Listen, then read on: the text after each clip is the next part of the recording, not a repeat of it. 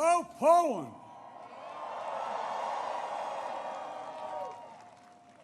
One of our great allies.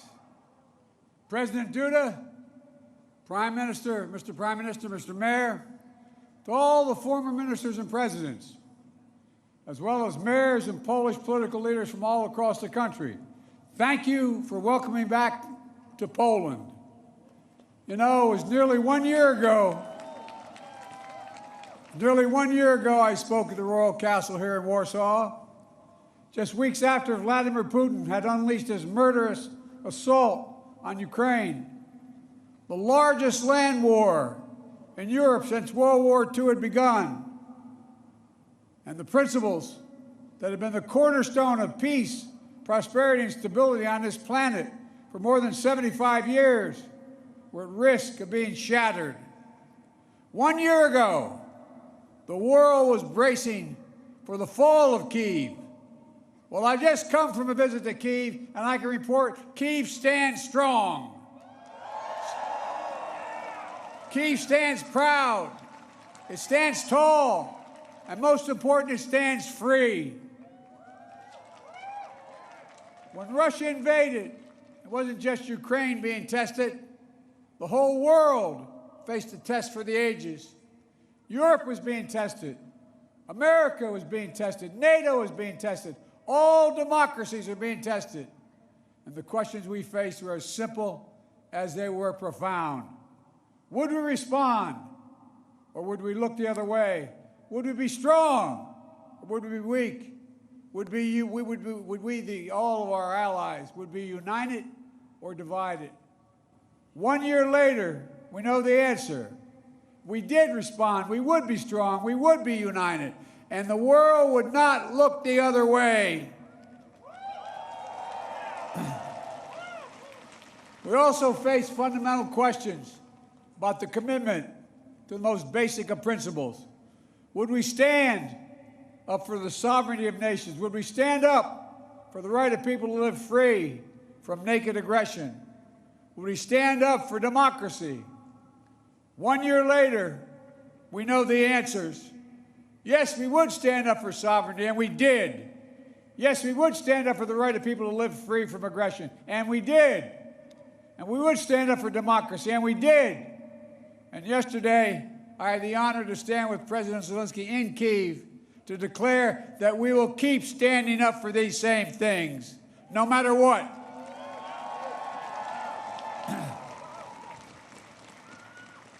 When President Putin ordered his tanks to roll into Ukraine, he thought we would roll over. He was wrong. The Ukrainian people are too brave.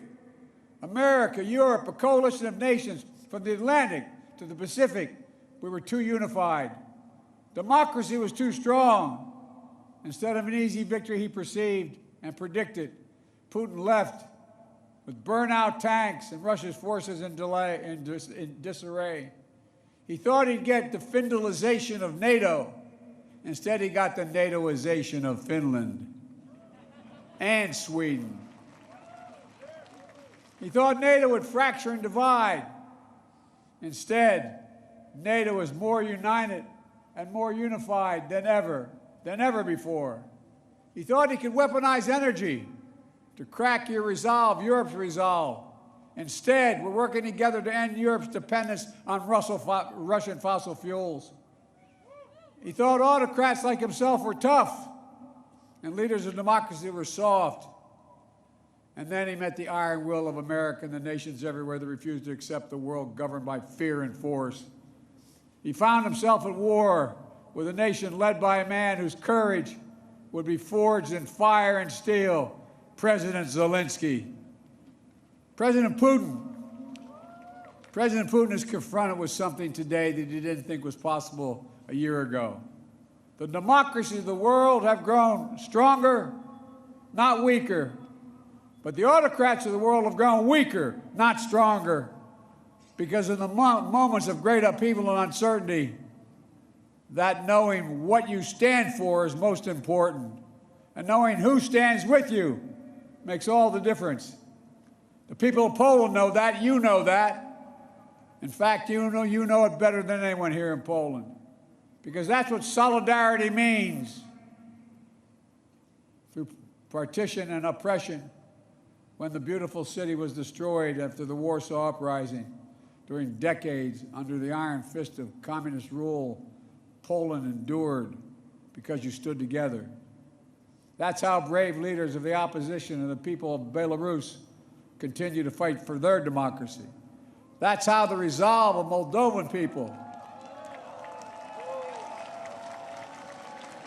the resolve of the people of Moldova to live in freedom, when it gained them independence and put them on the path to EU membership. President Sandu is here today. I'm not sure where she is, but I'm proud to stand with you and the freedom-loving people of Moldova. Give her a round of applause. 1 year into this war, Putin no longer doubts the strength of our coalition, but he still doubts our conviction. He doubts our staying power. He doubts our continued support for Ukraine. He doubts whether NATO can remain unified. But there should be no doubt. Our support for Ukraine will not waver. NATO will not be divided, and we will not tire.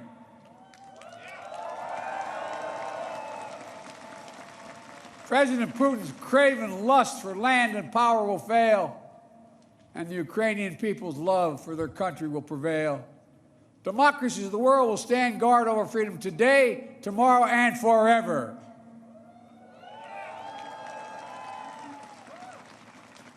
So that's what's at stake here, freedom.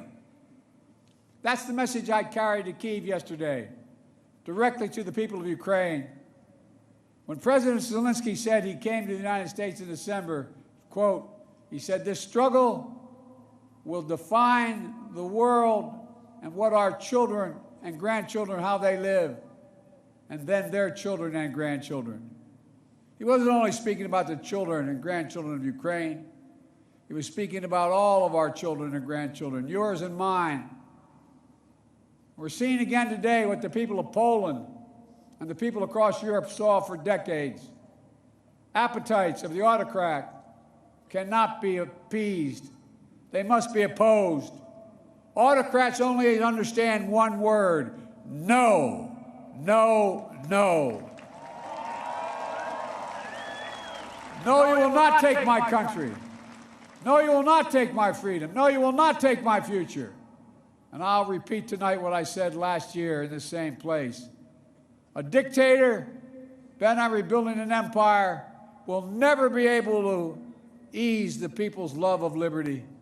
Brutality will never grind down the will of the free. And Ukraine will never be a victory for Russia. Never.